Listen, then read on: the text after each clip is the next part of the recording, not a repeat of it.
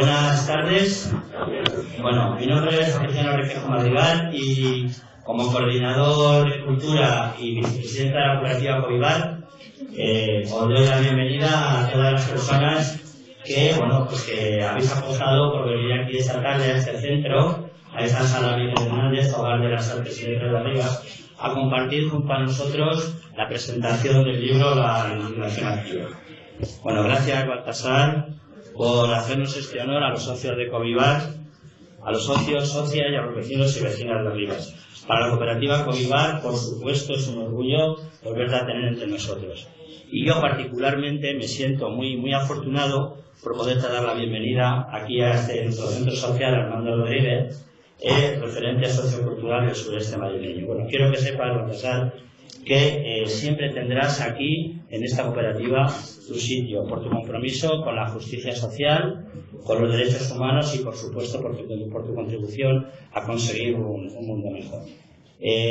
Sin nada más, porque si no será la que tiene que marcharse a las 8:30, voy a pasar la palabra, antes de pasar la palabra a nuestro gestor sociocultural Manuel Hernández, os agradecería que me acompañarais a recibir a Baltasar Garzón entre todos con un fuerte aplauso.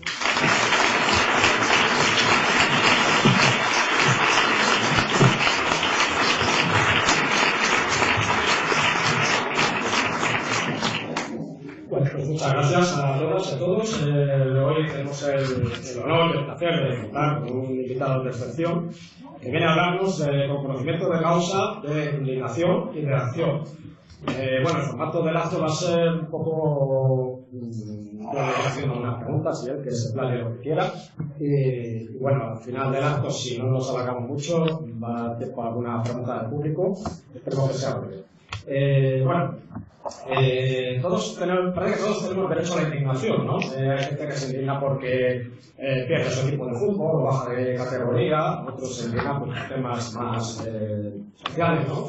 El caso es que prácticamente toda la sociedad está indignada. La cuestión es que todas las causas son válidas, son motivo de indignación. La sociedad está indignada o solo se queja. ¿Cuál sería la diferencia entre la queja y la indignación? Ya paso la palabra a Baltasar. No creía que iba a caer la pregunta tan pronto. Muchísimas gracias. Buenas tardes. Feliciano, gracias por tus palabras. Manuel, a todas, a todos, por permitirme estar de nuevo aquí en Rivas. La cuestión es si la gente se indigna o solo se queja. No sé si intencionadamente o quizás queriéndolo o sin querer, has tocado el núcleo de lo que en el libro La Indignación Activa he querido transmitir. Este es un libro que se publicó en enero de este año y que lo que viene a significar es un poco una serie de reflexiones de estudio de la sociedad, de las reacciones, de lo que sentimos, de lo que no hacemos, de la indiferencia, de la falta de compromiso o del compromiso, de la convicción, en definitiva un poco de valores en distintos ámbitos de nuestra vida. Y yo creo que tenemos derecho a quejarnos, tenemos derecho a indignarnos, pero no es suficiente. Hoy día, y tal como van en los últimos años las cosas, no basta con quejarse. Quejarse es una acción netamente pasiva, es decir, es criticar que las cosas van mal. Pero vemos la acción está fuera. Es decir, nosotros estamos como ahora aquí y el público, todos vosotros y vosotros veis lo que está ocurriendo en esta mesa, pero no participáis, o sí, ¿no? Que estoy poniendo un ejemplo de lo que tenemos que hacer entre todos. Es como una película, vamos al cine o estamos en el sofá viendo una serie o viendo noticias y decimos, qué canallada, es tremendas, estas bombas que han tirado y que se han vendido a Arabia Saudí, que van a matar civiles, niños, como la masacre de los niños que ha habido, y el gobierno, pues primero dice que no, ahora dice que sí, el anterior, ¿cómo? Y entran en conflicto una serie de valores, ¿no? La seguridad en el empleo de una buena parte de familias en el sur, pero los valores y los derechos humanos y la defensa por otra parte. Entonces ahí quizás nos planteemos el doble lenguaje. ¿Por qué defendemos derechos humanos y luego cuando llega la realidad son otros valores? Pero claro, son valores como derechos sociales, que es el empleo. Es decir, ¿cómo vamos a hacer el equilibrio? Esa reflexión, si ya se hace, ya es un poquito más de una mera crítica, ¿no? Estás construyendo. Pero la indignación llega cuando ves que no hay una respuesta. El discurso ya lo conocemos, bueno, se discute, pero luego no hay una reacción. Hemos visto en estos días atrás este mismo ejemplo que yo estoy poniendo sin nombres, pero es el contrato de armas o de bombas con Arabia Saudí. Arabia Saudí lidera una coalición que está en guerra con Yemen por un conflicto no solo político sino étnico, con una facción distinta a la de Arabia que lidera todo ese núcleo allí, y ha habido masacres, ¿verdad? Y hay un cerco de hambruna muy grande en contra de Yemen, en torno a Sanaa, la capital, y España, el gobierno anterior, vende esas armas. El problema es, hasta ese momento ni siquiera nos habíamos enterado. Es decir, ya tenemos un elemento de indignación. En segundo lugar, probablemente se ocultó. Tenemos otro elemento de indignación. En tercer lugar, respiramos porque entra el nuevo gobierno y llega la ministra de Defensa y atropelladamente dice que no, que sí, que bueno, que parece que no. Y entonces decimos, bueno, ahí están empujando, esto va ahí. Viene la realidad y dicen no, porque hay un contrapeso. ¿Qué tenemos que hacer nosotros? ¿La queja o la indignación? Digamos que la indignación, ya estamos enfadados, pero tenemos que hacer algo más. Porque solo con indignarnos no cambian las cosas.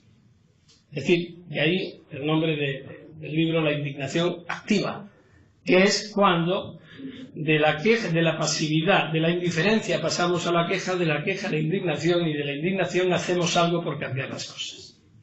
Ese algo puede ser una crítica constructiva o exigir una explicación. No atropelladamente, tampoco podemos agarrar a nadie por el cuello para que cambie de opinión, pero sí nos merecemos una explicación de los que nos dirigen, o de quienes nos dirigen.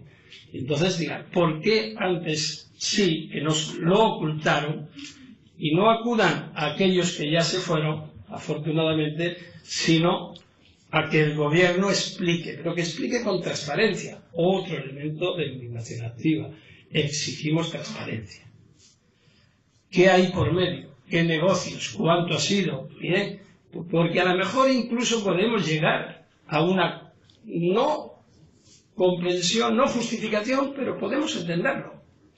Y entonces nos quedamos abiertos para que cada uno, en su nivel, pueda seguir haciendo cosas para evitar que eso sea así. Bueno, esta es la diferencia que yo veo, es decir, de no hacer nada y verlo todo como una película. No es mi realidad es esta, qué pena, qué barbaridad lo que está ocurriendo, a criticar que esto no puede seguir así, pasar a que es inaceptable y luego hacer algo por cambiar la realidad. Desde el año 1988 hasta el 2012, Baltasar Garzón, y ahora viene la presentación, tuvo a su cargo la investigación de algunos de los delitos de mayor relevancia que se han producido en este país durante aquella época. Crímenes contra la humanidad, terrorismo de Estado, narcotráfico, corrupción política y delincuencia económica. Y yo me pregunto, el hombre que desmontó el GAL y que desarticuló ETA, que consiguió encerrar a Pinochet, investigar la dictadura militar argentina, instruir la operación Gürtel, las cuales denunció las facturas estadounidenses en Guantánamo, Después de la operación Nécora, el defensor de la justicia universal, el magistrado, que es, por favor, apaguen los teléfonos móviles. El magistrado que ha sido asesor del Tribunal Penal de la Haya y de la Fiscalía de la Corte Internacional, con 30 doctorados honoris causa, pero de verdad. Eso creo. Aunque ya me creas que no duermo por las noches pensando a ver si en alguno me he equivocado. La pregunta es, ¿tan difícil de regenerar el tejido político, social y económico de este país? ¿Tan complicado es este país? Bueno, no. Todos los países, todas las personas somos complejas. Es que cuando digo complejo ya es que me voy a la sexta de la otra noche, que el presidente decía que la política es compleja. La política es compleja. Bueno, sí. No quiero utilizar demasiado la expresión, el adjetivo complejo, pero sí, todos los pueblos somos difíciles. Lo que pasa es que depende de la actitud que se tome frente a los problemas y las relaciones humanas, ¿no? Yo creo que el concepto que también lo defiendo en el libro, el concepto de otredad es fundamental. ¿Y qué significa otredad? Es ponerte en el lugar del otro. Yo creo que hay mucha discusión en España, mucha imposición de ideas, pero poco diálogo y debate de las mismas, porque los dos primeros conceptos significan tú mismo. Yo doy mi discurso y ya está, y no tengo en cuenta a los demás. Las otras es te pones en el lugar del otro, y ahí comienza la posibilidad de acuerdo. Es decir, ahí empieza a desmadejarse la complejidad. Por ejemplo, si estamos en el Parlamento, pues entonces, en este momento, el debate de los aforamientos, casi todas y todos los que estamos aquí, habéis oído estos días, ¿no? Ayer se votó una moción de Ciudadanos, de ese partido que no se sabe nunca dónde está, pero bueno, están ahí, para suprimir los aforamientos. Los aforamientos, para que sepáis, es una figura por la que, por determinadas circunstancias, quienes disfrutan de ellos deben de ser protegidos de acciones arbitrarias, cualesquiera, y entonces se les da una seguridad jurídica mayor cuando hay algún tipo de hecho delictivo que se les imputa. ¿Por qué? Porque puede ser que esa imputación sea venal, sea porque ha tomado alguna decisión en un sentido o en otro, sea por ánimo de venganza, sea por muchas cosas. Entonces, existen esto. Pero claro, el concepto viene de muy atrás. Y la sociedad de hoy en día ha evolucionado y vivimos, se afirma, se dice y creemos, en un Estado de Derecho que siempre es mejorable. ¿Cómo podemos defender que determinados señores, por el puesto que tengan, una cosa es la inmunidad parlamentaria, que debe de protegerse, las opiniones que se dan por las actuaciones y demás, pero ¿cómo podemos defender que el Tribunal Supremo es más seguro que el juez de Rivas va de Madrid? Si la ley es igual para todos, tenemos que asumir que tenemos la misma seguridad jurídica ante un juez que debe de estar ahí porque ha superado una serie de pruebas y está preparado. Otra cosa es si no lo está, pues entonces lo que estamos fallando es en la preparación de los jueces y de las juezas. ¿Quién están? ¿Cómo están? El sistema de elección. ¿Cómo están los mejores? ¿Qué méritos hay? No se hacen tejemanejes. Y decimos no. Este no es seguro. Hay que ir un grado más arriba. Pero fijaos que en ese primer grado no hay discriminación de cómo los jueces llegan a ese puesto, sino es por antigüedad o por mérito constatable objetivamente. Pero a partir de ese segundo grado ya sí empiezan los nombramientos, que aunque deben de cumplir los requisitos, pero siempre hay un grado de apertura o de poder elegir libremente a determinadas personas. ¿Y quién elige a esas personas o a esos jueces o juezas ya para cargos de más relevancia? El Consejo General del Poder Judicial. ¿Quién los designa? ¿Y cómo se elige el Consejo General del Poder Judicial? se elige por el Parlamento. Y entonces algunos dicen, no, tienen que ser los jueces los que elijan a los jueces, como he visto que una asociación judicial, creo que ha sido Francisco de Vitoria, dice que la única garantía de la verdadera independencia es que los jueces elijan a los jueces. Bueno, pues yo digo que eso es una barbaridad. Porque me fío del corporativismo de los jueces, cero. ¿Quién me garantiza a mí que porque pertenecemos a una corporación y nos elegimos entre nosotros somos mejor que si nos eligen quienes nos defienden y a quienes hemos elegido? Claro, y se dice, sí que son políticos. Bueno, entonces algo funciona mal. Porque si estamos eligiendo políticos y políticas que no son buenos, no le echemos las culpas a quien son elegidos, sino a los electores. Tenemos una responsabilidad. Por tanto, yo digo no a los aforamientos, a ningún tipo de aforamiento. Y no a la inviolabilidad. No, ¿por qué? El rey es tan vulnerable, debe ser como cualquier otro ante la ley. ¿Se le debe proteger? Sí, claro. Por eso vive en la zarzuela. Vosotros vivís cada uno en vuestra casa, yo en la mía. Es decir, hay una serie, claro que sí, no puede ser café para todos, pero tampoco para nadie, ¿no? Para nadie de los que están en ese círculo. Por tanto, no siempre, no es verdad que el aforamiento dé más garantías, porque puede ser más arbitrariedad. Mientras más elevas la elección, el sistema de elección en el sistema judicial español es menos objetiva. Porque a los magistrados del Tribunal Supremo los elige de nuevo el Consejo General del Poder Judicial. Y si hacemos vista hacia atrás, las cuotas partidarias son las que se han distribuido a quien sí y a quien no. ¿Y por qué eso es mejor que un sistema de méritos objetivo, que cada uno demuestre ante el Parlamento que lo va a elegir, a los vocales del Consejo, ante el Consejo, sus méritos, que lo defienda, que los ciudadanos podamos, por un sistema de participación adecuado, intervenir en esto? Si en definitiva somos los titulares del Poder Judicial, es el pueblo. Somos nosotros los titulares. Los dueños de ese poder son las ciudadanas, los ciudadanos de este país.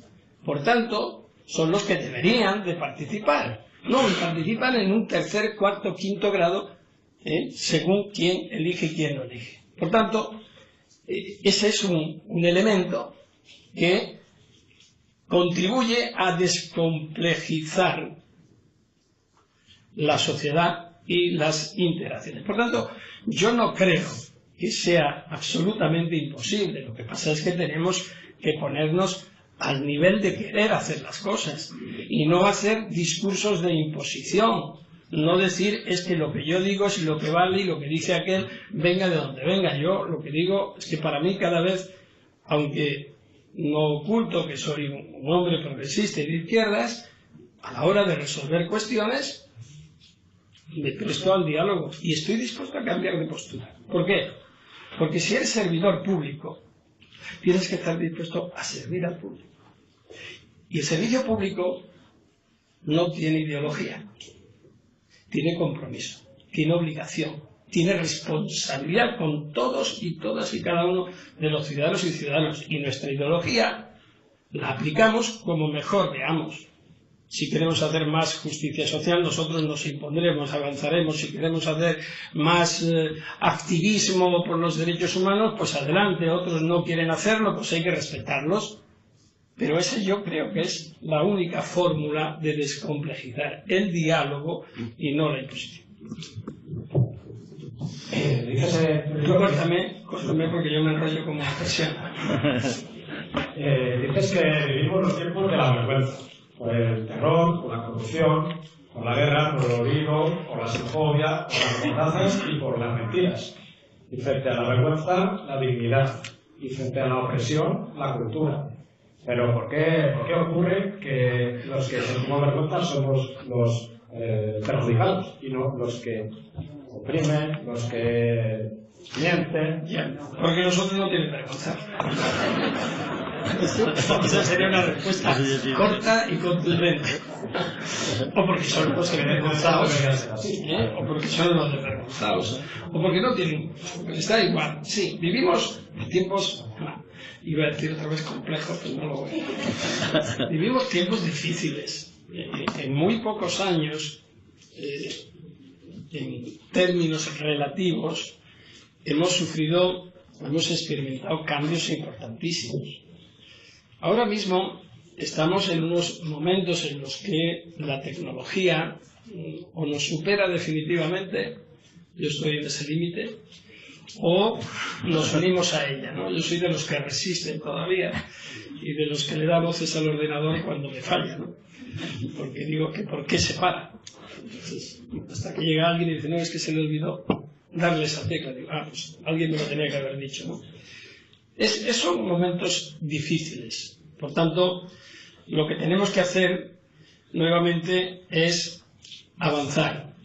Es conseguir que el camino... Hay un aforismo del Sáhara, los saharauis, que es un pueblo también sometido, no sometido, pero bueno, se le niega su identidad, que dicen que el desierto se puede cruzar solo, pero si lo haces acompañado, tardas más, pero es más seguro.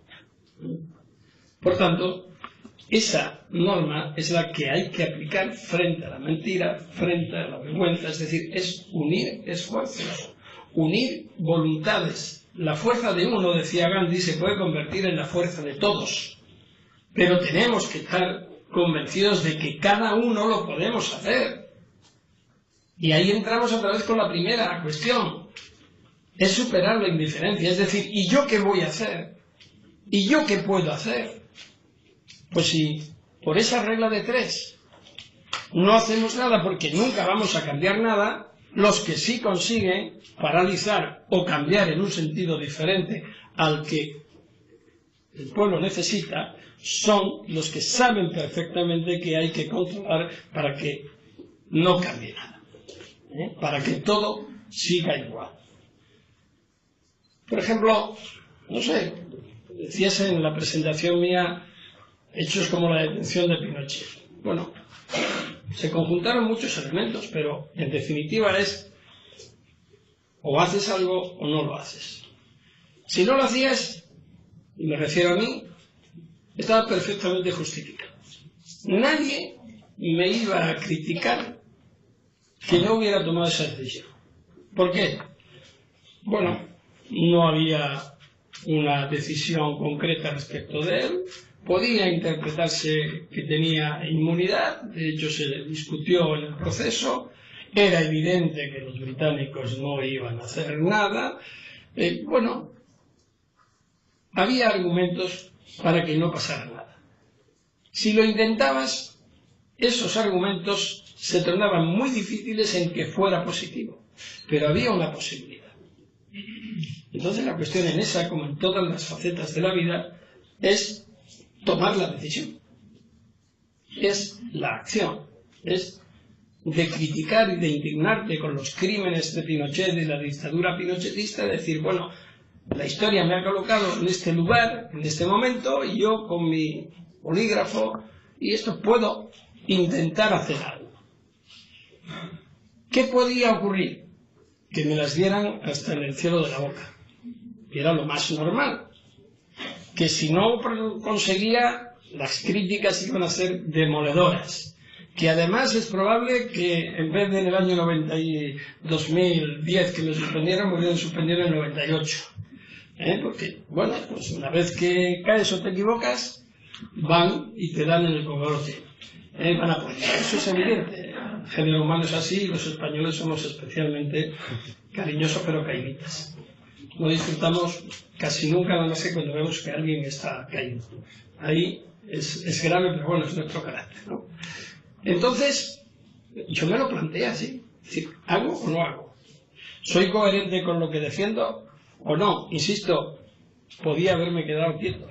Me compliqué la vida y mira por dónde se conjuntaron una serie de circunstancias que allá en las Islas Británicas, pues alguien dijo, vamos a tramitarlo, además en contra de todos los pronósticos, un señor que se llama Jack Straw, que era en ese momento el ministro del Interior, que después fue de Exteriores y estuvo y se mostró favorable a la guerra de Irak, y ahí quebramos nuestra cordialidad, ¿no? Porque él estaba a favor, yo estaba en contra, no es que habláramos, pero quiero decir ideológicamente, ¿no? Pero fue consciente de su papel histórico también y dijo sí. Y hubo un juez también, que probablemente me lo imagino, o bueno, sé que fue así más o menos, ¿no? Estaba de fin de semana, que allí, como sabéis, no es como aquí, que lo empezamos a las 9 de la tarde, porque a las 9 de la noche, pues allí a las 5 de la tarde estaba en su domicilio ya, ¿no? Y llegaron los policías y le dieron una orden para que dijera si detenía o no detenía. Y el buen juez dijo, pues sí, ¿por qué no? La ley es igual para todos. ¿Ustedes ven que hay motivo? Sí, por lo que nos dice el juez español lo hay, pues adelante. Tan sencillo como esto. Luego vinieron todas las dificultades. Pero hubo un momento en que alguien tomó una decisión. Bueno, lo que tenemos que hacer es tomar esas decisiones. No decisiones a la ligera, pero decisiones. Lo que no puedes hacer, de nuevo volvemos al principio, es permanecer quieto porque piensas que nada va a cambiar. Y no es verdad. Eso es lo que nos dicen. Porque si no, pregúntale a todas las víctimas, en cualquier parte del mundo, ¿quién han cambiado en la evolución de toda la historia contra la impunidad, en la lucha contra los crímenes de lesa humanidad? ¿Quién ha trabajado sin descanso en forma permanente y quién normalmente ha impedido de forma permanente que se avance en esa lucha contra la impunidad? Los gobiernos, y no salvo a ninguno, salvo excepciones y muy puntuales, y las víctimas, la ciudadanía cuando se compromete. Si vosotras y vosotros y todos nosotros miramos los distintos casos, veréis que siempre hay activistas de derechos humanos, ciudadanas, ciudadanos, miles de gentes que salen a las calles a reivindicar los derechos de la mujer, en contra del machismo, en contra de las manadas que hay sueltas por ahí, y a exigir justicia, a exigir verdad. ¿Y quién la niega? Los jueces, con un criterio formalista que empiezan a interpretar, no, porque es que la regla A del punto C del párrafo 3 del artículo 28, sección B, números romanos 7, dice que interpretándola con poner todo lo que he dicho antes, solamente añadiéndole un palote más, y entonces no podemos. Siempre hay una interpretación. Cuando yo investigué el franquismo, ocurrió algo muy perverso. No penséis que voy a decir que fue el juicio de suspensión, eso estaba en el suelo, eso era previsible, tal como estaban las fuerzas judiciales repartidas, era evidente, era de nuevo tomar una decisión o no tomar una decisión. Yo no podía estar defendiendo, como llevaba toda mi vida, la lucha contra la impunidad, la lucha contra los crímenes de la humanidad y demás, y llegar, me toca por reparto esto, y dije, bueno, pues ya me cayó, ¿qué vamos a hacer? Ahora es cuando te tienes que enfrentar a ti mismo, sabiendo que las consecuencias iban a ser muy adversas, porque uno conoce este país, ya tengo 62 años, camino de 63, y he vivido pues parte del franquismo, he vivido lo que se vivía en mi casa, lo que vivíamos, lo que nos enseñaban, todas las contradicciones en las que nos obligaron a vivir, y sabía que esas contradicciones siguen estando presentes. Y cuando llegó el momento se demostró que estaban a flor de piel y que la pisonadora franquista todavía funcionaba. ¿Y qué ocurrió en el Tribunal Supremo? Después de tenerme 2 años suspendido, ahí me absolvieron, ¿no? Me absolvieron echándome un chorreo impresionante, ¿no? Porque nos equivocamos, todos nos equivocamos, salvo el Supremo, digo todos, todo el mundo, Toda la doctrina internacional, todos los grandes juristas en otros países coincidían en que ayer mismo, en el Congreso de los Diputados, Fabián Savioli, que es el alto comisionado para la verdad, la justicia, la reparación y las garantías de no repetición, dijo: en España no ha habido verdad, no ha habido justicia y por tanto no ha habido reparación. Se deben de investigar los crímenes franquistas. Es la máxima autoridad internacional. Lo pongo como ejemplo súper reciente, ¿no? ¿Y qué hizo el Tribunal Supremo? El Tribunal Supremo, cuando tuvo la oportunidad, después de mi sentencia, el 28 de marzo de 2012, tuvo la oportunidad, con un conflicto de competencias que yo mismo había suscitado con otros dos juzgados, el de San Lorenzo del Escorial y uno de Granada, pues ellos mantenían la competencia de uno, yo de otros, y entonces lo sometimos al Supremo. Ahí fue el último acto en que el Tribunal Supremo ya había dicho que no se podían investigar los delitos. Muy bien, discrepo, pero bueno, muy bien. Pero tenía que haber dado una salida a las víctimas. Y lo que hizo fue la regla 5, artículo 28, 3 / no sé cuánto. Y a las víctimas las despreció. Y se lo digo a ellos en el momento que los tenga delante, como en alguna ocasión lo he hecho. Se les cerró, les mintieron. No aplicaron una justicia desde las víctimas para proteger a las víctimas. Y la realidad es que siguen por ahí mendigando justicia. Y llevamos un caso en Valencia de Teófilo Alcoriza, un hombre ganador. Su hijo Pedro, que ha fallecido recientemente, muy querido, era guerrillero, era maqui.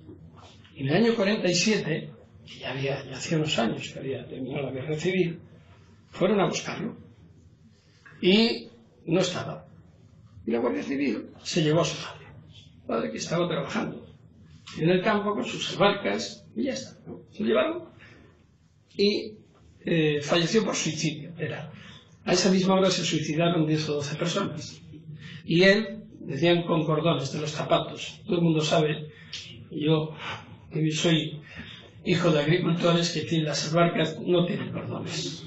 Pero bueno, esa era la época. Bien, pero esa época, después de todos los años, después de tantos años de democracia, hasta 2016, no conseguimos inhumar los restos de Teófilo Alcoriza, porque el Ayuntamiento de Valencia durante 5 años estuvo engañando con subvenciones, quitándolas, poniéndolas a esta familia. Y luego decían que nos decían a nosotros, decían, que hace falta un proyecto arqueológico. Y decían los familiares, no, mire, es en el cuadrante 25 de esta fosa que está al lado de la tumba de Blasco Ibáñez, y es ahí. Y allí íbamos todos los años y venía, hasta un día, el 14 de abril, el pobre Pedro, que le dio una lipotimia y digo, se nos muere aquí con 93 años.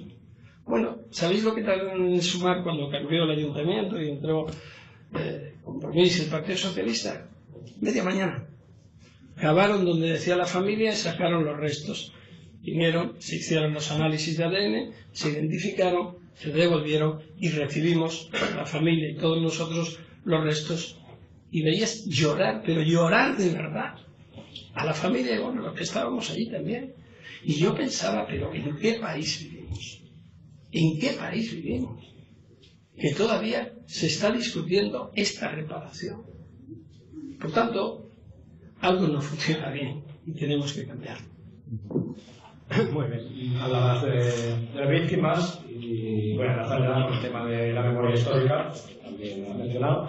En España las instituciones han declarado el olvido oficial respecto a los crímenes del franquismo, se ha prohibido la memoria, lo que es especialmente peligroso. Y bueno, supongo que muchos de los vecinos que se encuentran aquí pues quieren conocer tu opinión, tu punto de vista respecto al tema candente de la exhumación de los restos de Franco. ¿Qué ocurrirá? ¿Qué consecuencias traerá? ¿Servirá para reconciliación nacional? ¿O será una piedra más en el camino? Y ya, enlazo. También mencionas al filósofo español Reyes Mate cuando dices el deber de la memoria nace. Sí, el deber de memoria nace de Auschwitz porque aquello fue pensado como un proyecto del olvido. ¿Es el Valle de los Caídos también un proyecto del olvido?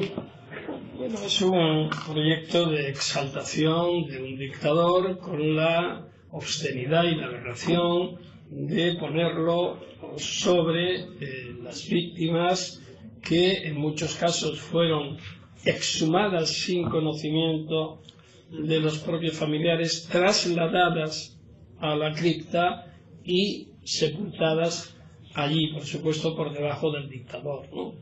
Que está en el propio ara prácticamente del altar mayor, que entre otras cosas, de acuerdo con las normas del derecho canónico, nadie que no tenga rango de obispo hacia arriba puede estar enterrado allí. Como este era el generalísimo de los ejércitos, pues supongo que estaba por encima y a la altura de Dios, ¿no?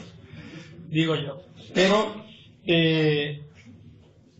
yo esta mañana en un programa de radio en la cadena SER decía que nos han robado la memoria. Durante un tiempo nos robaron la memoria. A mi generación, a la generación teniendo memoria. Mis padres tenían memoria, mi familia, nuestras familias tenían toda la memoria. Nos la robaron. Y a los que éramos niños, y empezamos ya en los años 50, pues a ir al colegio y demás, los últimos de los años 50, pues no nos hablaban de eso. Es decir, vivimos en la ignorancia más supina. Yo empecé a conocer algo de lo que había sucedido siempre con las ventanas cerradas, por supuesto, y con la radio un poco alta para por si acaso. Entonces no había escuchas, como las hay en otras partes. Pero, no sé, era una psicosis, ¿no? El hermano mayor de mi madre, Gabriel, que fue comisario político del ejército republicano, dice, era un gran cargo, no, era un hombre, era un labrador, que mataron al primero, mataron al segundo, y el capitán le dijo, Gabriel, usted, porque hablaba bien. No, mi capitán, que te pongas el golpe de la caja y que vengas a la tropa. Bueno, pues ya está, fue condenado, después indultado, en fin, la historia de muchos familiares. Pero a mí me contaba historias. Me contaba historias de la batalla de Teruel, me contaba historias del frente de Jaén, me contaba historias de Jarama, donde el hombre por donde había ido pasando hasta que en Teruel es donde lo detienen allí y se lo llevan por la casa. Pero había miedo, había auténtico miedo, pero es que muchos años después, cuando mis hermanos y yo hablábamos, mi madre, sin decir nada, se levantaba y cerraba la ventana. Dice, pero mamá, ¿qué haces? Dice, no sé yo que hay democracia, pero por si acaso. Y os cuento un ejemplo, una anécdota. Yo estudié en el seminario. El último día me expulsaron, pero estudié en el seminario. Me expulsaron porque le cantaba serenatas al colegio de enfrente, que eran los filipenses. Y entre otras, a la que después fue mi mujer, pues allí le cantaba y me echaron. Bueno, el tema es que fuimos a un viaje de estudios de COU, entonces se llamaba COU, y a Italia. Y entonces yo tenía 17 años. Y mi gran ilusión, entre otras cosas, de ver el Vaticano y de todo esto tal, era ver el último tango en París. Pero como tenía 17 años, traté de entrar poniendo un carnet de identidad de uno y de otro, y el portero me enganchó a mí y a otros 5 o 6, ¿no? Entonces pasaron los que tenían 18 años y nosotros nos fuimos a ver Cabaret, a la Isa Minelli, es lo que nos quedó. Pero me fui, en la vía del Corso, me fui a la librería del Partido Comunista, que es muy famosa, es impresionante, ¿no? Todavía hoy día, y tenían todas las obras de la República Española y tal. Y compramos 3 non-play de estos discos de larga duración, de las canciones de la República. Entonces, el tutor que teníamos, el canalla, que era un fascistón, pues se enteró que teníamos los 3 discos. Y entonces se lo largó al director del colegio. Entonces, cuando ya volvemos hacia España, en Montpellier, nos poníamos en tiendas de campaña, nos ponen allí firmes a todo el mundo delante de las tiendas de campaña y dicen, a ver, los discos. Y bueno, nadie decía nada, y empiezan por la primera tienda, agarran uno. Yo estaba en la última, estaba en la 10ª. En la tercera agarran otro, y entonces le digo a los que estaban, le digo, oye, cerraros un poquito. Me meto en la tienda, agarro el disco, salgo por detrás y me voy a la primera y lo meto en el petate del que ya había sido registrado y me dio tiempo. Y entonces va buscando, no la encuentra. Y se encara conmigo y me dice, Garzón, ¿dónde está el disco? Digo, no sé el disco. Tú eres el incitador, ¿dónde está el disco? Que no. Os voy a denunciar a la Guardia Civil en la Junquera. Bueno, era un problema, ¿no? Porque decía, madre mía. Y allí y ya se rajó, ya no leí, el disco pasó. Llegamos al colegio, hicimos una trastada importante, 2 trastadas. Una, al tutor le agarramos el 850 que tenía en peso a los 19 y se lo escondimos detrás de una iglesia. Tuvo que ir la policía, la Guardia Civil, nos expulsaron una semana y nos lo pasamos estupendamente. Y la otra, grabamos Gallo Negro, Gallo Rojo, en una cinta de cassette y yo me metí por la ventana de la habitación del cura director, de don Juan Párrega, y él oía todas las noches cantos gregorianos. Leía el breviario y canto gregoriano, y le coloqué exactamente la cinta en la tecla para darle al play, ¿no? Y entonces llegó, ¡pum!, le da al play y todos estábamos el que ya veía. Gallo negro, gallo negro. Salió despavorido. ¿Quién es? Bueno, nos expulsaron. Todo esto para decir que yo me llevé el libro, claro, tenía que llevármelo, me llevé a esconderlo en mi casa. Y lo veíamos de vez en cuando. Y un día desapareció. Hasta hoy. Y yo estoy convencido que mi madre lo hizo desaparecer. Y mira que la quiero y le he preguntado a mamá, ¿tú, el disco aquel? Dice, hijo, no me preguntes que sabes que yo no puedo mentir. Y entonces nos hemos quedado en eso. Yo solamente, tú, mamá, el disco aquel, y entonces ella automáticamente, no me preguntes que yo no sé mentir. Bueno, es una anécdota que en la familia se la ha contado muchas veces, pero que te daba idea de qué lastre nos han hecho. Pero aplícalo eso a la educación.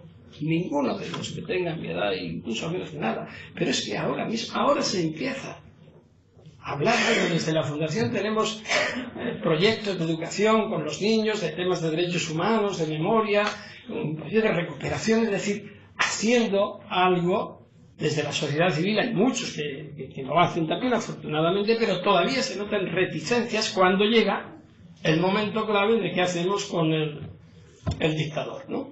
Y ahí dicen, bueno, es que eso es el pasado. ¿Y el pasado qué significa? Que dejes las cosas como están. Hablan de memoria y dicen que es el pasado. No entienden lo que es la memoria. La desmemoria es la que ellos tienen. O ellas, me da igual. La memoria es hoy, es mañana. No podemos ser mañana ni estar formados íntegramente si no tenemos claras las cuestiones anteriores. Los olvidos impuestos siempre fracasan. Los perdones obligados siempre fracasan. Y en cuanto a la reconciliación, cada uno se reconcilia con quien le dé la gana. Dice, ¿yo por qué me tengo que reconciliar contigo si no quiero?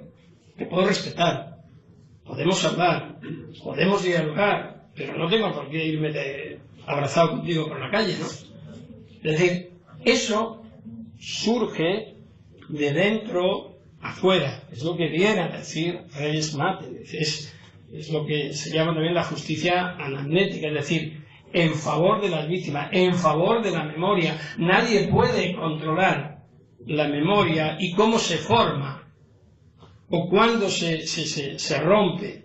Es una cuestión colectiva, personal pero colectiva, pero que se construye día a día hacia el futuro. Por eso es fundamental la educación. A mí uno de los ejemplos que más me hizo pensar en toda esta historia se produjo hace unos años, allá por el año 2012-13, con un proyecto que hicieron unos chicos de Galicia, en que varios alumnos y varias alumnas hicieron un documental que era la memoria de nuestros abuelos.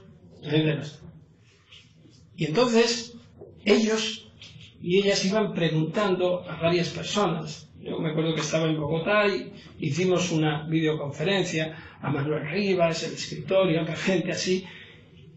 Y era impresionante, porque ellos descubrieron algunos acontecimientos en la historia de sus familias que no conocían, incluso cómo la abuela de uno de ellos había sido ejecutada en la cárcel y la madre no le había dicho nada, y cómo fue, y era espectacular, y cómo decían, ¿por qué me habéis ocultado esto? ¿Quién os ha dado derecho? Claro, la respuesta era el miedo. En el juicio contra mí fue la primera vez que varias víctimas pudieron prestar su testimonio ante un tribunal. La única vez, ante el Tribunal Superior, porque yo las citó mi defensa como testigos. Y le preguntaron a una de ellas, muy mayor ya, y le dijeron, oiga, ¿y usted, la acusación, que era manos limpias y no sé qué, identidad y libertad, no sé qué, organizaciones de extrema derecha, digo, ¿y usted por qué después de la Constitución no reclamó? Porque tenía miedo. Bueno, y después, 10 años después, porque tenía miedo. Y después, seguía teniendo miedo. Es que esta es la primera vez que una institución judicial me llama para declarar. Nunca jamás he podido hacerlo ante ningún juez y ante ningún organismo oficial. Ahora sí estoy tranquila porque me están oyendo.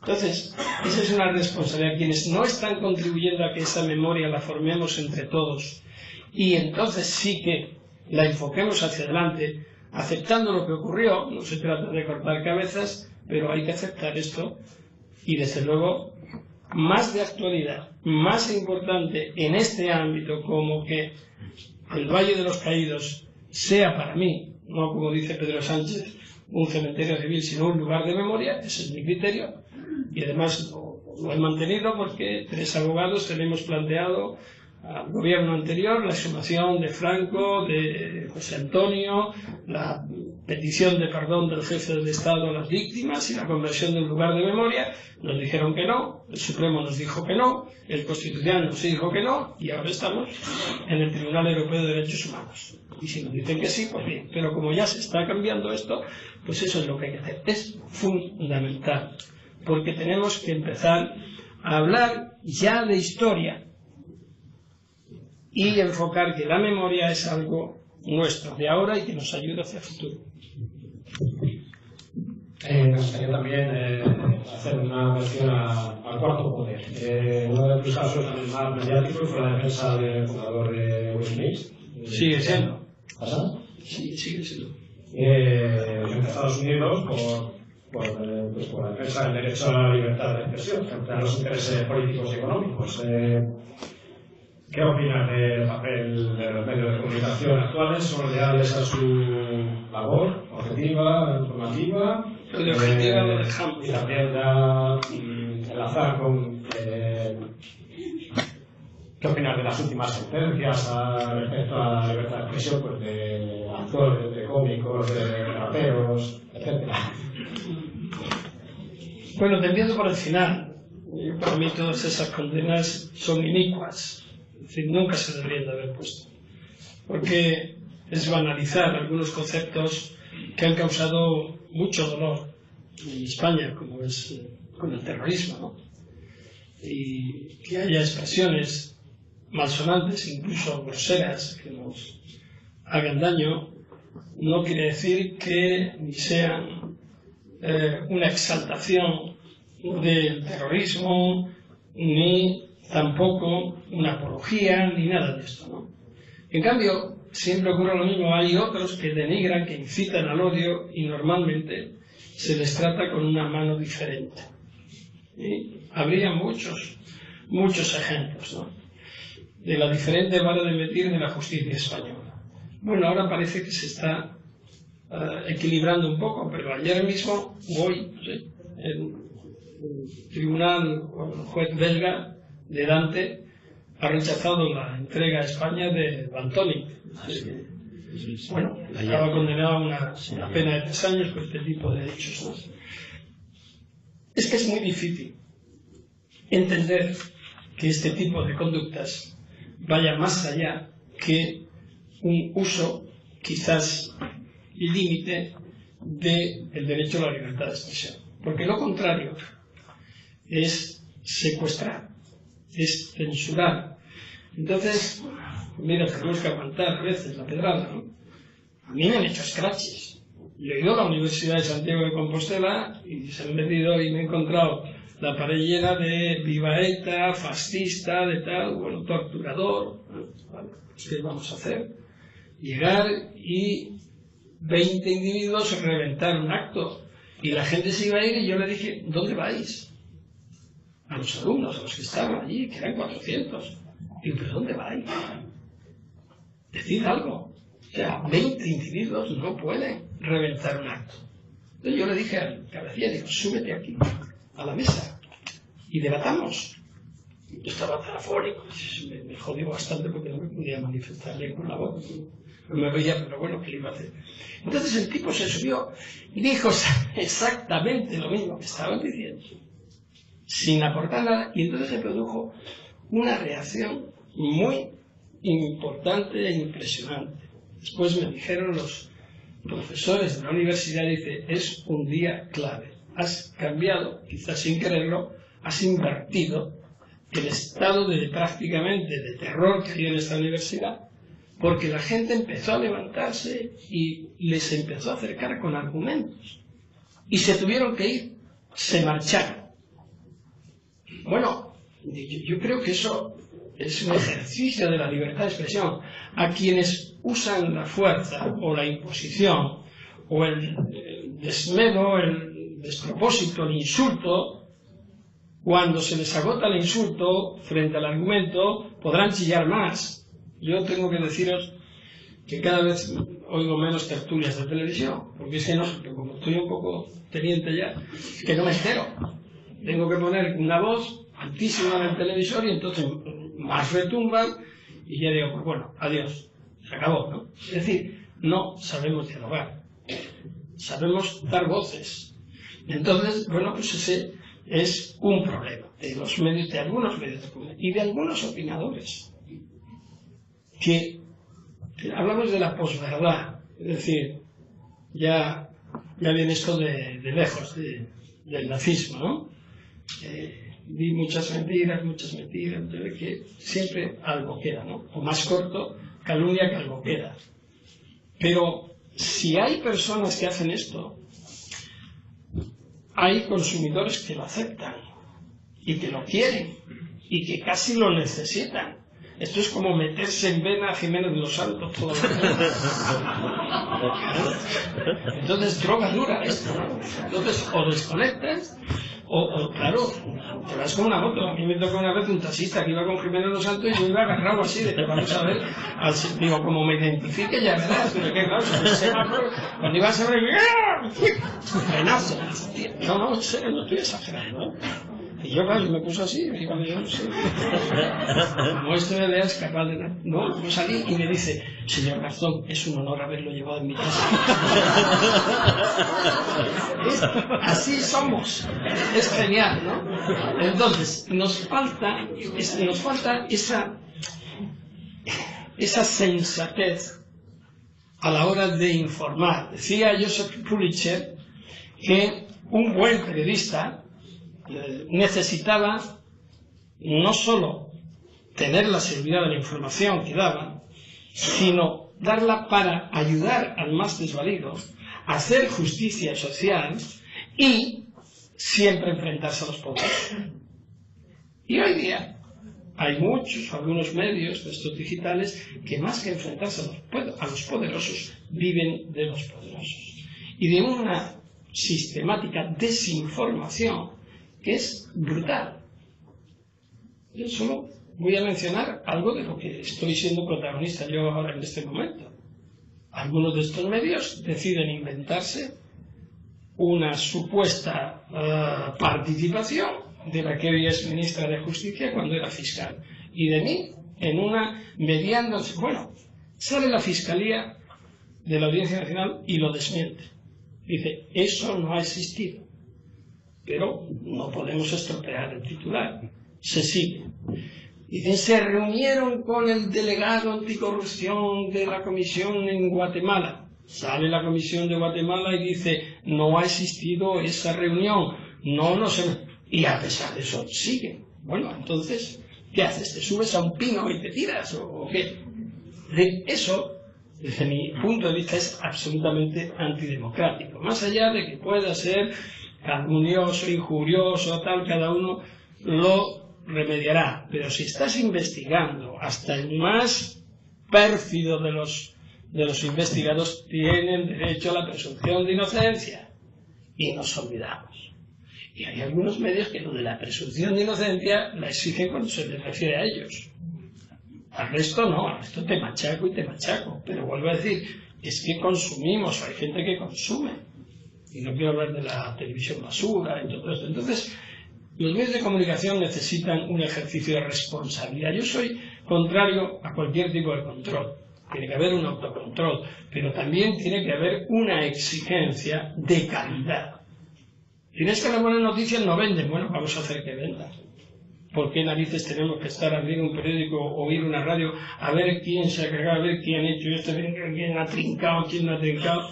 Bueno, pues a lo mejor tenemos que empezar a exigir noticias de gente que hace cosas grandes o de personas sencillas que se juegan la vida por otros o que trabajan o que sobreviven o vamos a ver las vidas de los migrantes a los que le impiden entrar, a los que Europa le está volviendo la espalda. Vamos a denunciar eso, vamos a denunciar a los gobiernos de Europa y de España incluido que acuerdan mandar a los inmigrantes que rechazan en Italia, donde sea, a Libia, que es un no estado donde hay mafia desde arriba hasta abajo, donde hay los informes de Naciones Unidas de violaciones sistemáticas a menores, a mujeres, a hombres, a todo.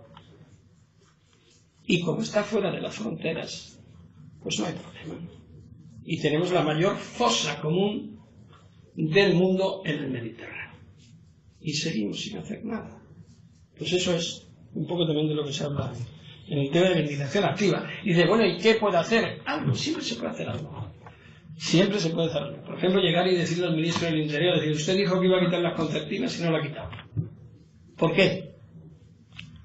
Da igual la ideología que sea. Pero las promesas hay que cumplirlas. Ya están puestas, ¿verdad? Ya quebrantan toda la normativa nacional porque son cuchillas. Las concertinas son lo que están puestas arriba en las vallas de Ceuta, en otros puntos de Lilla y demás, y son las cuchillas tremendas, que si te agarras te rajan, te rajan, pero te rajan. Bueno, y es una forma que tienen, y por eso ya habéis visto algunas veces cuando se producen esos asaltos, claro, pero ¿quién va a detener al hambre? ¿Quién va a detener a quien migra no porque le guste migrar, llegar a una cultura que no es la suya, ni va a ser nunca la suya, va a ser muy difícil que se integre y que se atraviesa media África para llegar? ¿Quién le va a detener al final? ¿Para qué? ¿Para que se vuelva otra vez desierto atrás? Donde ya le han robado, donde no tiene ningún beneficio, donde se va a morir o a vivir en condiciones infrahumanas.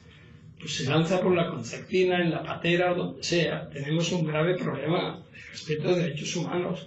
No sabemos lidiar con la inmigración, con gobiernos xenófobos cada vez más, como este Salvini, como Urban, como tal.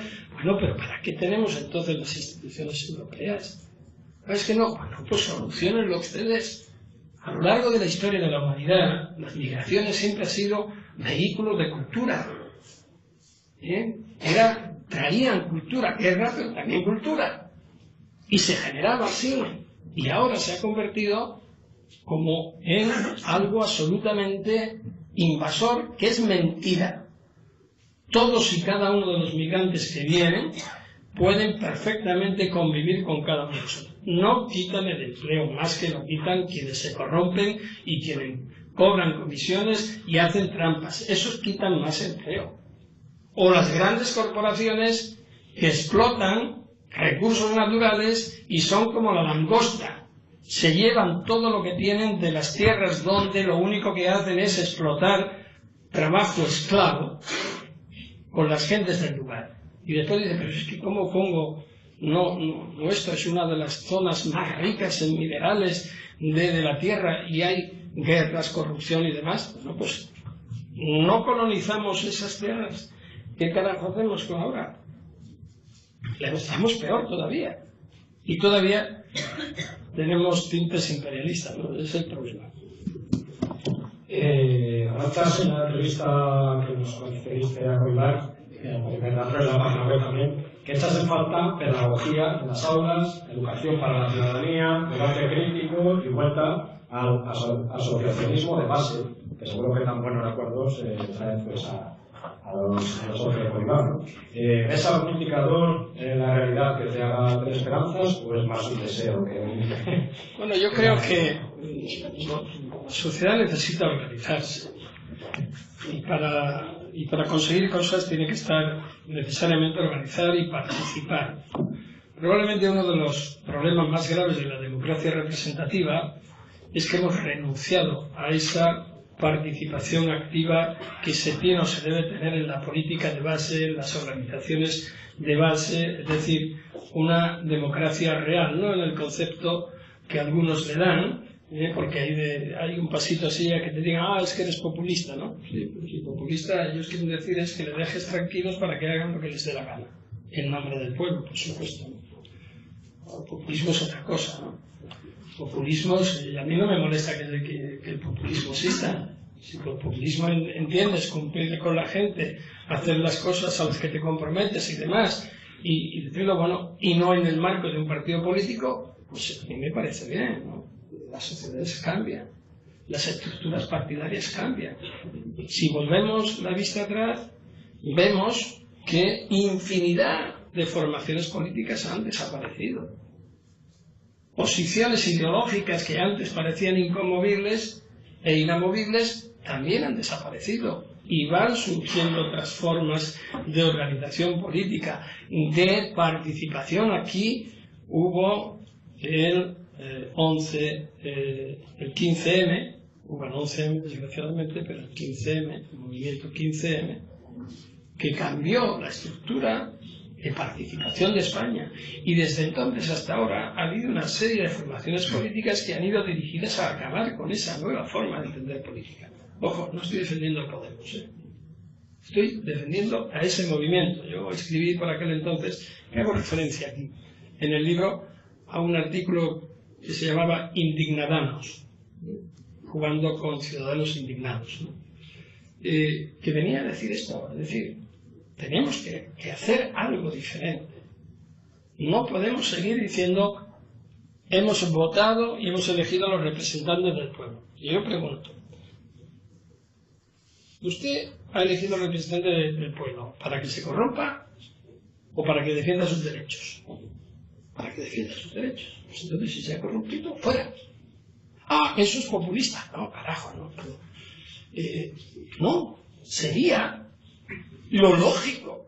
¿Por qué? Porque defiendes nuestros derechos, tú estás ahí, porque nosotros tenemos. Si funciona así, con los controles y contrapesos, sería genial. Si no controla así, si no funciona así, quiere decir que estamos fracasando en el sistema y que vivimos adormecidos. Yo hablo ahí en el libro del Nirvana, en el que nos tienen sumidos, porque empiezan, de verdad, decirme, cualquiera de vosotros, decidme algo que recordéis de un debate en el Parlamento de fondo. Lo más de fondo que he visto yo ha sido la manifestación de millones de mujeres y de hombres el día 8 de marzo de este año. Ha tenido más contenido político que todos los discursos del Parlamento. Es que aburren hasta los muertos, ¿no? Es decir, soluciones. No, el problema de pedagogía, sí, el problema de Cataluña es que no se puede hablar ni de Cataluña. Es que si hablas de Cataluña es que eres independentista. Sí, hay independentistas y hay no independentistas. Y hay un gobierno que durante años no hizo nada. Y los problemas no surgen solos. Y las divisiones sociales tampoco. Y hay mucha gente independentista que no tiene nada que ver con el perfil que se está dando del independentismo. Y hay otros que son unos descerebrados. Pero también, como en la otra parte, la fractura social se ha producido ya. Es así, lo digo porque tengo familia catalana. Y lo vemos. Pero entonces hay que decir, ¿qué ha pasado aquí? ¿La culpa la tiene Puigdemont? ¿O la tiene el Tribunal Supremo y el señor Llarena? ¿Quién la tiene? ¿El Tribunal Supremo que tiene a los señores en prisión? no se sabe bien por qué, porque no cumplen ninguno de los requisitos para estar en prisión. O la tiene el señor Torra con sus mofletes colgados. Es decir, no, falta diálogo, falta encuentro. Yo soy internacionalista y universalista. Las fronteras me dan igual. Creo que son una dificultad, siempre lo han sido. Son muros dentro y fuera de nosotros. Los peores son los mentales. Porque nosotros nos puedes saltar aunque te maten, o pasarlo por la montaña, pero los mentales solo los tienes que vencer tú. Pero miremos la historia de España. España a lo largo de 20 siglos, pongamos por ejemplo, ha tenido muchas evoluciones. Las fronteras no han sido las mismas. Han ido cambiando. Ha habido invasiones, ha habido imperios, ha habido reinos, ha habido tal. Bueno, ¿por qué precisamente estas que tenemos ahora mismo tienen que ser infalibles? Yo no digo que yo no soy independentista. Creo que se equivocan los independentistas porque hay fórmulas como un Estado federal, como un federalismo municipalista, hay muchas fórmulas para convivir y formar parte de un proyecto común. ¿Por qué tiene que ser así? Y si no es así, vamos a la confrontación civil e incluso a la represión. Bueno, algo no está funcionando. Algo no está funcionando. Y vuelvo que no lo dije, ¿no? El tema de los aforamientos, propuesta de reforma de la Constitución, bueno, es que es oportunista. Entonces, ¿qué? Nos quedamos otra vez a dos velas. Otra vez. Hasta la siguiente. Y todos nos quedamos así. Los titulares de hace 2 días, geniales. Pedro Sánchez en Casa América, pues dijo lo que dijo. A continuación, es oportunista. El otro, no, no quiero. Nos pasamos a otra cosa. Es decir, no profundizamos. Y esa es la pedagogía, esa es la falta de pedagogía. No queremos tener profundización en los temas. Y es la única forma, que para mí es fundamental, para cambiar esto. No cambiarlo de hoy a mañana, eso es imposible. Pero para cambiar las cosas tenemos que hacer pedagogía. La educación es fundamental.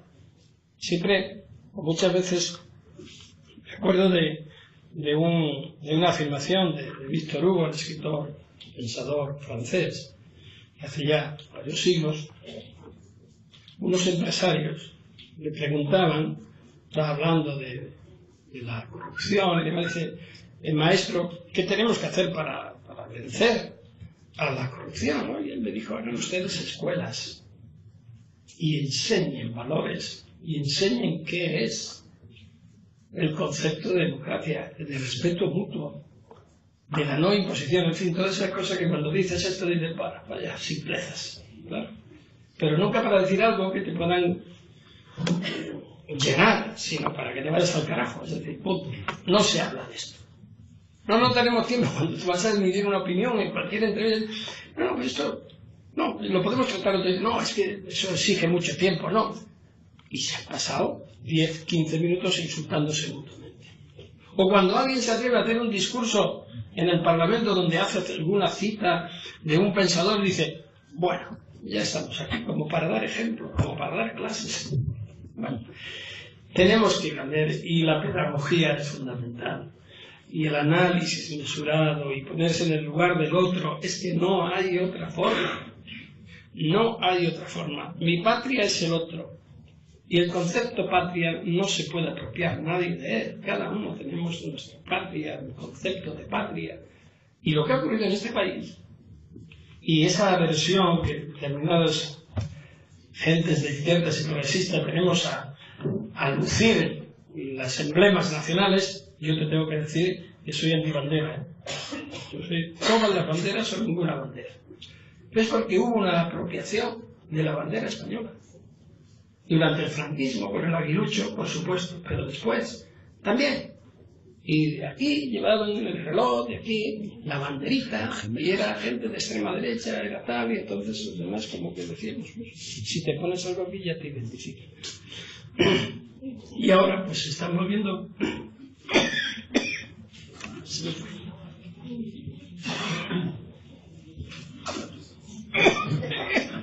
Bueno.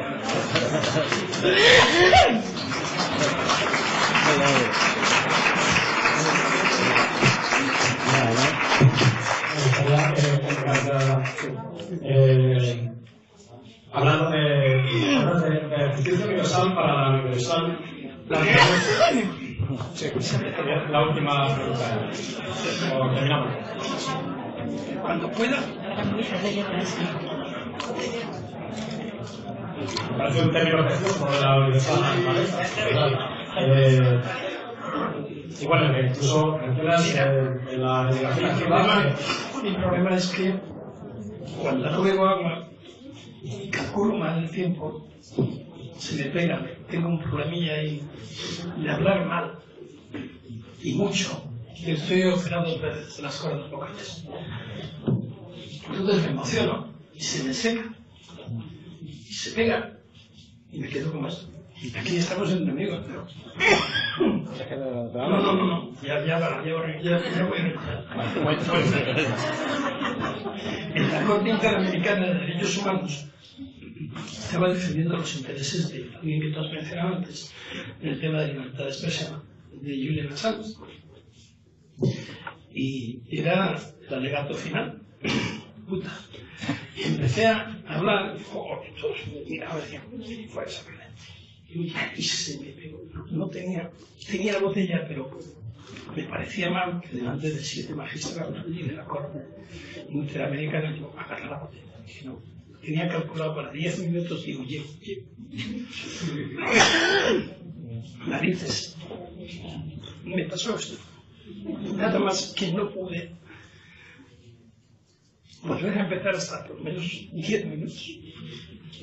Tuvieron que interrumpir la transmisión que era en directo y fue lindo porque se levantaron los magistrados y vinieron a mí, ¿cómo estás? ¿Cómo estás? Digo, bueno, ya me recuperé. Bueno, ni sé de lo que estaba hablando, pero hablando con... Vamos a terminar, una pregunta muy breve que lo terminamos ya. Voy a hacer una pregunta muy breve ya que tengamos... Está bueno esto. Incluso hace referencia a que algunos autores consideran el calentamiento global como un crimen de lesa humanidad.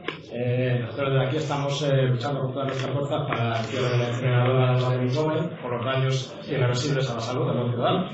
Consideramos que está por encima de intereses económicos y políticos. Entonces, no sé, incluso que vaya, por supuesto, unido a la política de residuo cero, de reducción, de reutilización, de reciclado. Si querés muy brevemente, ¿qué opinas al respecto? El problema es que lo de brevemente para mí...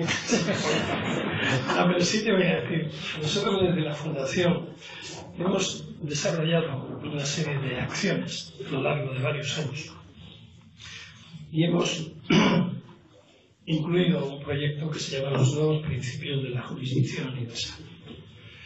Y entre los crímenes de lesa humanidad hemos incluido los crímenes medioambientales, o la destrucción de los ecosistemas, y los crímenes financieros cuando afectan a una globalidad de personas, causan hambrunas, etc. Con una serie de requisitos que tienen que aguantar. Y ahí es donde se implica. Hay un concepto que es los derechos de la naturaleza. Hablamos de los derechos humanos. Pero los derechos humanos deben de extenderse también a los derechos de la madre tierra. Es decir, si la tierra se jode, se va, se acaba, pues no tenemos ni derechos humanos ni tenemos nada, ¿no? Perdóname por algunos tacos porque soy muy mal hablado y se me escapa.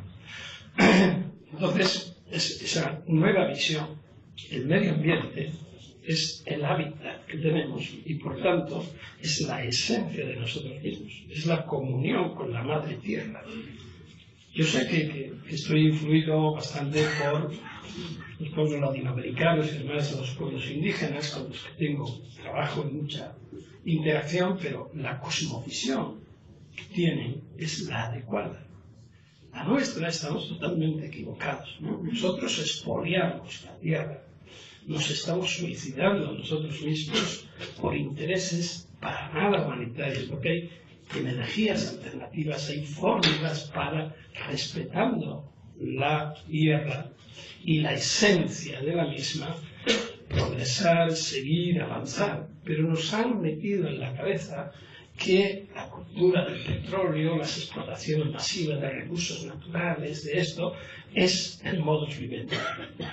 Lo que pretendemos es decir, no, hay que cambiar el concepto.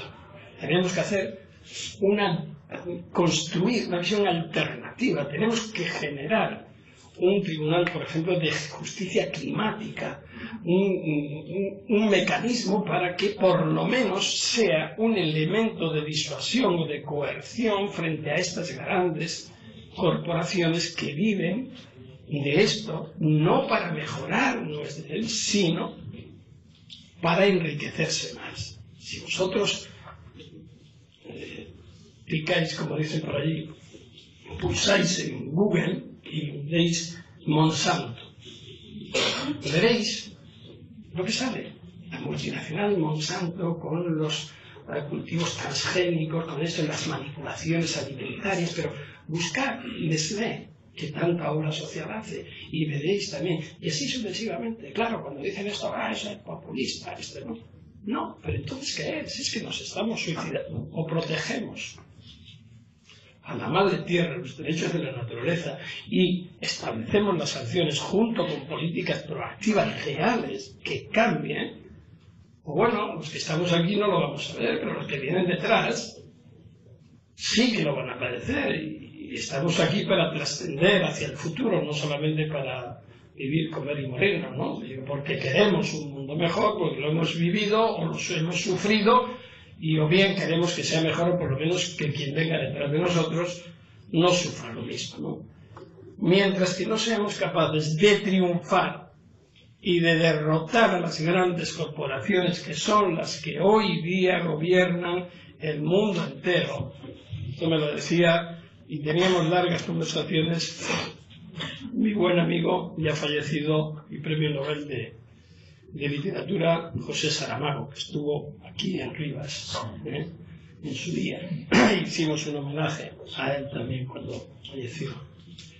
Decía, nos gobiernan las corporaciones, Baltasar, no hay otra. Él decía siempre, dice, mira, en Estados Unidos el último presidente fue Bill Clinton, pero no conoció después todas las cosas. Bill Clinton. Dice, a partir de ahí gobiernan las corporaciones. Pensadlo. Vino Obama, pero jope, Obama algunas cosas, bueno, es que venía tan mal lo de antes que estuvo bien, ¿no? Y ahora lo que tenemos con el dislocado pues es una cosa tremenda, ¿no? Pero el poder de influencia de las corporaciones, sean mediáticas, sean agropecuarias, sean industriales, sean de energía nuclear, sea de todo, es tan potente que dicen es imposible. Pues no es imposible. Hay ejemplos en los que se ha conseguido cambiar ese curso, pero siempre hay otros que se cruzan.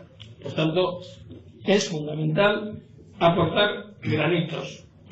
Esta historia de los crímenes de lesa humanidad, como el ecocidio o los crímenes medioambientales y demás, es una fórmula, es una vía que ya estamos consiguiendo que se debata, que se piense, que se hable de ello y que al final, por lo menos, del tribunal de conciencia que ya existe o del tribunal ético se pase a unas sanciones que no excluyen las que corresponden aquí. Y eso se consigue nuevamente con el compromiso ciudadano, con la acción, con la indignación activa, que es el concepto que hace cambiar las cosas. Citando de nuevo a Saramago, me decía, soy pesimista. Y yo decía, dice, tú eres optimista. Digo, no, maestro, yo no soy optimista. Digo, pero a ver, explícame por qué. Dice, mira, tenemos que ser pesimistas. Digo, me dice, porque los optimistas lo ven todo también, que no hacen nada y no contribuyen a nada. Y digo, lleva razón. Estábamos en Lanzarote en su casa. Y lleva razón. Y dice, los pesimistas sabemos que no vamos a hacer nada. Y por tanto, yo le dije, digo, y por tanto tampoco cambian nada.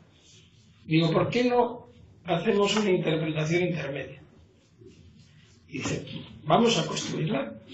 Entonces, esto está relatado en uno de los libros últimos suyos, los relatos de Lanzarote, está esta historia. Bueno, pues entonces vamos a inventar un término nuevo. A ver, vamos a conjugar optimista, pesimista. Digo, podemos ponerlo algo de positividad. Y dicen, ya. pesimistas positivos. Y pues, hagamos algo. Sabemos que es difícil, pero hagamos algo. Y a partir de ahí, seguro que vamos a hacer cambiar las cosas. De modo que nada de optimismo, sino pesimismo positivo.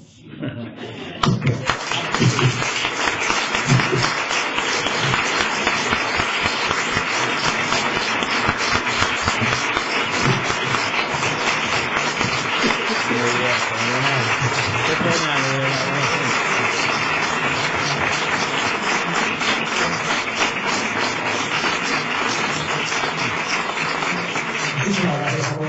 Como el tiempo para más se tiene que ir a hacer vuestra visita y no sé, esperar que haya sido nuestro agrado el acto y que demos un paso adelante y a jueves.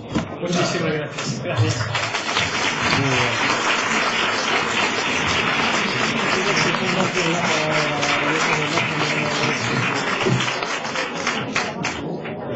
El libro de honor de Portugal, ahí, la victoriana del otro día.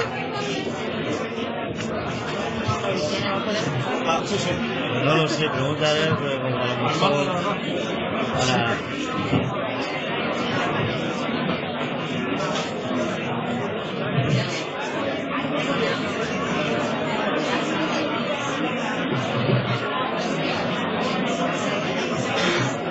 Ahora le preguntamos.